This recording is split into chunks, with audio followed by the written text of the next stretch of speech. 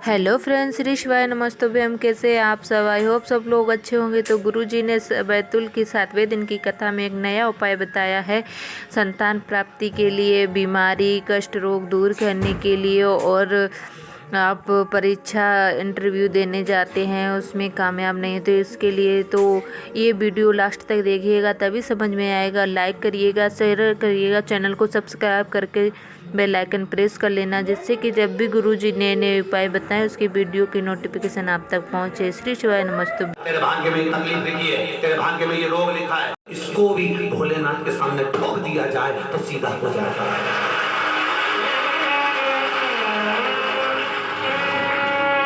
वो रबड़ के स्टाम्प पर उल्टा लिखा होता है, पर सीधा ठोकने पर होता है। उसी तरह आप कभी दुख की घड़ी चल रही है, कभी समस्या चल रही है, तकलीफ चल रही है, रोग चल रहा है, बीमारी चल रही है, कष्ट बहुत है, तो उसके दरवाजे पर जाकर इस माथे को थोड़ा सा झुका दो।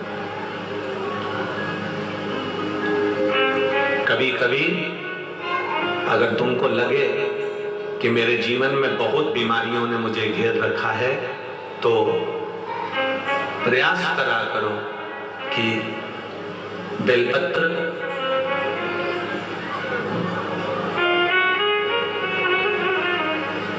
जो ये बेलपत्र होती है, इस बेलपत्र की जो ये डंडी होती है, इस बेलपत्र को अशोक सुंदरी वाली जो जगह होती है वहां पर इसका चढ़ाकर डंडी का जो भाग है वो शिवलिंग की ओर हो जाए, और यहीं से जल चढ़ाते चढ़ाते चढ़ाते चढ़ाते अशोक सुंदरी से जल चढ़ाते चढ़ाते ओमकार जैसा, ओमकार जब हम अशोक सुंदरी से चालू करेंगे तो वो जल पहले गणेश जी के पास जाएगा, फिर वापिस अशोक सुंदरी के पास आएगा, अशोक सुंदरी से कार्तिकेय के पास जाएगा, कार्तिकेय से महादेव के पास जाएगा।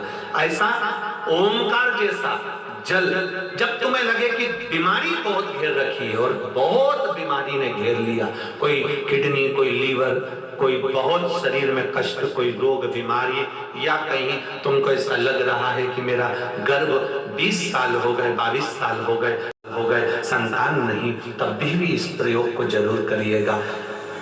डंडी का मुख शिवलिंग की ओर, पत्ती का मुख अशोक सुंदरी की ओर, जल चढ़ाते समय अशोक सुंदरी से धार चालू कर गणेश जी पर, गणेश जी मालूम है ना सबको कहाँ गणेश जी होते हैं, कहाँ कार्तिकेय होते हैं, एक बार समझ लो उसको भी अच्छे से।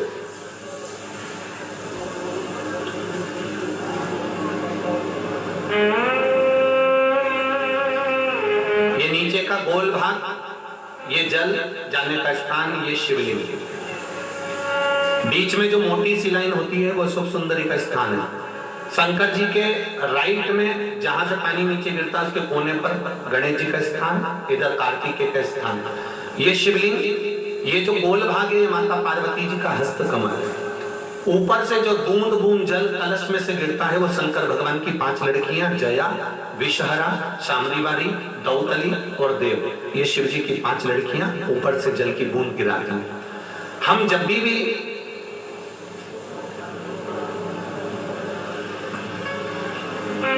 अगर इस कार्य को कर रहे हैं तो बेलपत्री जो चढ़ा रहे हैं वो अशोक सुंदरी वाली जगह पर बीच में चढ़ा दिया, डंडी का मुख इधर। जल चढ़ाना यहीं से चालू करा, यहाँ से गणेश जी पर गया, गणेश जी से अशोक सुंदरी पर आया, अशोक सुंदरी से कार्तिकेय पर आया, कार्तिकेय से देवादिदेव महादेव पर आया। ये ओम बिंदु जल है, इसको हरिओम जल भी कहते हैं।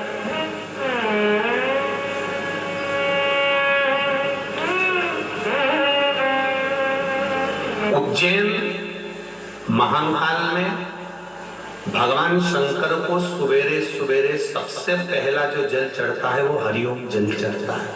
आप कभी भी उज्जैन वालों से जाकर पूछना,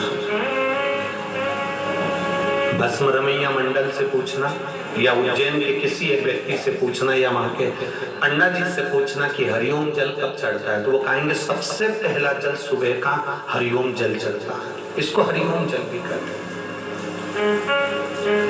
ये रोग निवारण के कार्य सिद्धि के लिए होता है। कभी कभी आप किसी कंपटीशन एग्जाम में बैठ रहे हैं, किसी परीक्षा को देने के लिए जा रहे हैं, तब भी हरिओम जल का प्रयोग कर सकते हैं। बहुत सुंदर पत्र यहाँ आया है।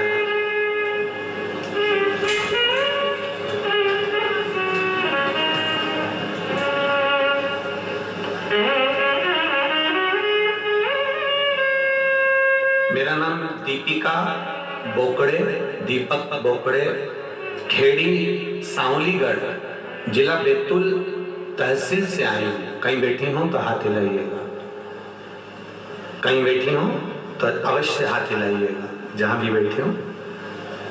एक तो भीड़ बहुत ज्यादा है दादा, इतने भक्तों में देखना भी भारी है। दिख गई क्या है? अच्छा पीछे हो, ठीक है। दीपिका भारी है, दिख गई क्या है? अच्छा पीछे हो, ठीक है। दीपिका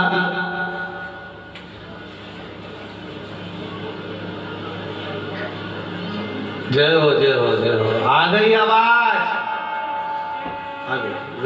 हर हर महादेव। दीपिका जी बोकड़े